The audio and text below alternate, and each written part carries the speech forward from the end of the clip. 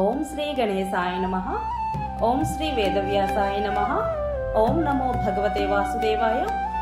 మహాభారత గ్రంథ పారాయణలో భాగంగా ఈరోజు మనం 335వ రోజుకు చేరుకున్నాము.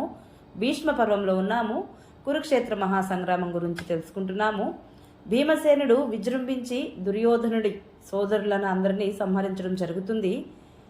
మిక్కిలి భయభ్రాంతికి గురైన దుర్యోధనుడు భీష్ముల వారితో తన బాధను మొరపెట్టుకోవడం జరుగుతుంది. హరే కృష్ణ. చాలా బాగుంటుంది, చివరి వరకు స్కిప్ చేయకుండా చూడండి. శుక్ల అంబరధరం విష్ణుం శశివర్ణం చతుర్భుజం ప్రసన్నవదనం ధ్యాయేత్ సర్వవిఘ్నోపశాంతయే. నారాయణం నమస్కృత్య నరం చైవ నరోత్తమం దేవీం సరస్వతిం వ్యాసం తతో జయముధీరయేత్. ఇక మనం పారాయణలోనికి వెళ్ళిపోదాము.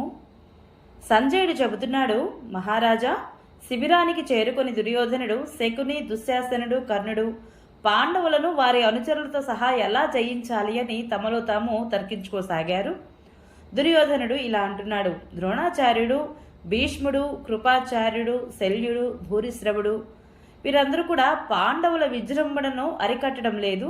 దీనికి కారణమేమిటో నాకు తెలియడం లేదు. ఇలా అయితే పాండవుల వద్ద జరగదు, కానీ వారు నా సైన్యాన్ని మాత్రం చెల్లాచెదురు చేస్తున్నారు కర్ణ. అందుకే నా సైన్యం ఆయుధాలు కూడా తరిగిపోయాయి. ఇప్పుడు పాండవులు దేవతలకు కూడా అవధ్యులుగా ఉన్నారు. వారితో ఇబ్బంది వచ్చి పడింది. నేను వీరిని ఎలా జయించగలను అని నాకు చాలా గొప్ప సందేహం కలుగుతోంది అన్నాడు. అప్పుడు కర్ణుడు అంటున్నాడు, ఓ భరతశ్రేష్ఠ, చింతించకండి, నేను మీ పని చేసి పెడతాను. ఇప్పుడు భీష్ముడిని త్వరగా ఈ యుద్ధం నుండి తప్పించాలి. అతడు యుద్ధం నుండి తప్పుకొని ఆయుధం పక్కన పెడితే నేను అతని ఎదురుగానే సమస్త సోమక వీరులతో సహా పాండవులను నశింపచేస్తాను. ఇది నిజమని నేను శపథం చేసి మరీ చెబుతున్నాను. భీష్ముడు ఎప్పుడు పాండవుల పట్ల దయ చూపుతూనే ఉంటాడు. పైగా అతనికి యుద్ధంలో ఆ మహావీరులను జయించే శక్తి కూడా లేదు. కాబట్టి మీరు వెంటనే భీష్ముడి గుడారానికి వెళ్ళండి, అతడు ఆయుధం విడిచిపెట్టేలా చేయండి అని అన్నాడు. దానికి దుర్యోధనుడు, శత్రుదమన కర్ణ, నేను ఇప్పుడే భీష్ముడిని ప్రార్థించి నీ వద్దకు తిరిగి వస్తాను.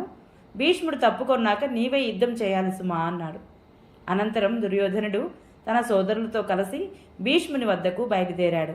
దుశ్శాసనుడు అతనిని ఒక గుర్రంపై ఆసీనుడిని చేశాడు. భీష్ముని డేరా వద్దకు చేరుకొని అతడు గుర్రంపై నుండి దిగి అతనికి పాదాభివందనాలు సమర్పించాడు.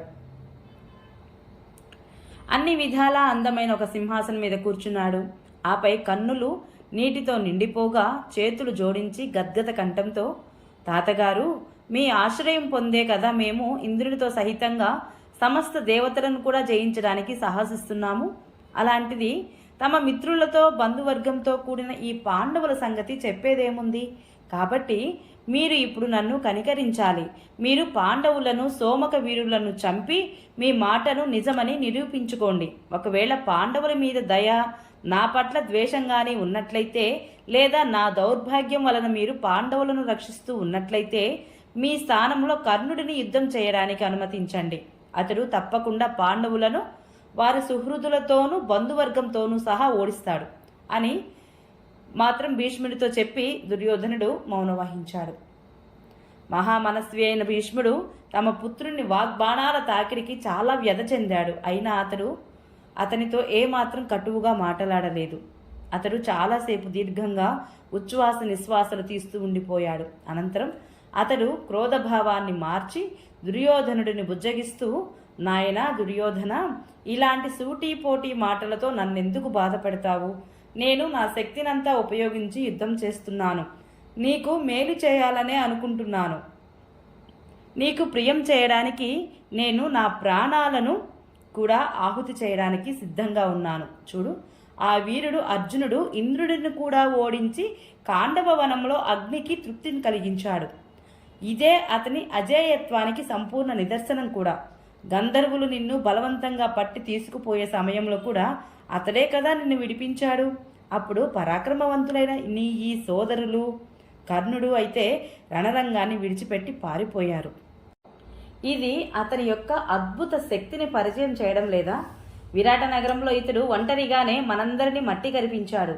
నన్ను ద్రోణాచార్యుని కూడా ఓడించి యోధుల వస్త్రాలన్నీ హరించాడు. అలాగే అశ్వత్థామను, కృపాచార్యుడిని, తన పరాక్రమం గురించి గొప్పలు చెప్పుకునే కర్ణుడిని కూడా లోకువ చేసి ఉత్తరకు వారి వస్త్రాలను ఇచ్చాడు. ఇది కూడా అతని వీరత్వానికి సంపూర్ణ నిదర్శనమే కదా. అయ్యో, జగద్రక్షకుడు, శంఖచక్ర గదాధారి అయిన శ్రీకృష్ణచంద్రుడు రక్షణగా ఉన్న అర్జునుడిని యుద్ధరంగంలో ఎవరు జయించగలరు? ఆ వసుదేవనందనుడు అనంత శక్తిమంతుడు, సృష్టి స్థితి లయకారకుడు, సర్వేశ్వరుడు, దేవతలకు కూడా పూజ్యుడు, సనాతనుడు, పరమాత్మ. ఈ సంగతిని నారదాది మునులు నీకు అనేక పర్యాయాలు చెప్పి ఉన్నారు. కానీ మూర్ఖుడవై నీవు ఏమీ తెలుసుకోవడం లేదు. చూడు, ఒక్క శిఖండిని మినహాయించి మిగిలిన సోమకులందరినీ పాంచాల వీరులను నేను చంపుతాను. ఇక నేనే వారి చేతులలో మరణిస్తాను, వారినే నేనే చంపుతాను. నిన్ను మాత్రం సంతోష పెడతాను. ఈ శిఖండి ద్రుపద మహారాజు ఇంట్లో మొదట స్త్రీ రూపంతో పుట్టాడు. ఆపై వరప్రభావం వలన పురుషుడయ్యాడు. కాబట్టి నా దృష్టిలో ఈ శిఖండిని ఆడదే. కాబట్టి నా ప్రాణాల మీదికి వచ్చినా నేను అతని మీద చెయ్యి ఎత్తను. ఇక నీవు ఆనందంగా వెళ్ళి నిద్రపో. రేపు నేను భీషణ యుద్ధం చేస్తాను. ఆ యుద్ధం గురించి లోకులు ఈ భూమి ఉన్నంతకాలం చెప్పుకుంటారు అన్నాడు. రాజా, భీష్ముడు ఇలా చెప్పాక దుర్యోధనుడు అతనికి శిరస్సు వంచి నమస్కరించాడు. తన డేరాకు తిరిగి వచ్చి నిద్రించాడు. మరుసటి రోజు తెల్లవారగానే అతడు రాజులందరినీ, మీరందరూ మీ మీ సేనలతో సిద్ధంగా ఉండండి. ఈరోజు భీష్ముడు కుపితుడై సోమక వీరులను సంహరిస్తాడు అని ఆజ్ఞాపించి దుశ్శాసనునితో, నీవు భీష్ముడిని రక్షించడానికి అనేక రథాలను సిద్ధం చేయించు. ఈరోజు నీ 22 సేనలకు అతనిని రక్షించమని ఆజ్ఞ ఇవ్వు.